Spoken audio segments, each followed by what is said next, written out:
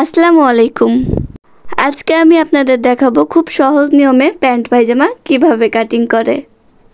প্রথমে আমি কাপড়টাকে 4 ভাঁজে ভাঁজ করে নিব। এইভাবে কাপড়টাকে 4 ভাঁজে ভাঁজ করে নেবেন।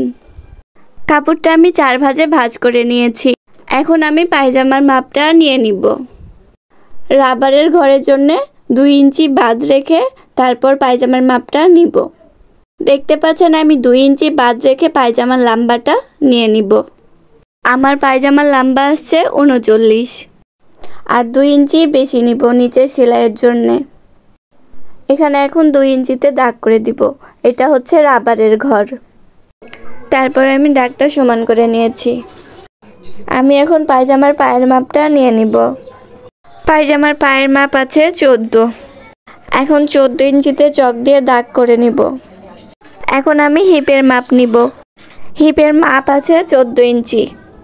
2 ইঞ্চি বাদ রেখে নিচে 14 ইঞ্চিতে দাগ টেনে নিব। দেখতে পাচ্ছেন আমি কিভাবে 14 ইঞ্চিতে দাগ করে নিয়েছি। একটা স্কেলের সাহায্যে দাগগুলো মিলিয়ে নিব। এভাবে একটি বক্স তৈরি করে নেবেন। এখন আমি পায়জামার মোহরির মাপ নিব। পায়জামার মোহরি আছে 5.5। এখন আমি 5.5 ইঞ্চিতে দাগ টেনে নিব আর 1 ইঞ্চি বাড়তি কাপড় রাখবো। হিপের এখান থেকে পায়ের মোহরি পর্যন্ত একটা লম্বা দাগ টেনে নিব। হিপের এই জায়গাটা রাউন্ড করে নেবেন। দেখতে পাচ্ছেন আমি কিভাবে দাগটা দিয়ে দিয়েছি। এখন আমি দাগ অনুযায়ী পায়জামাটা কাটিং করে নিব।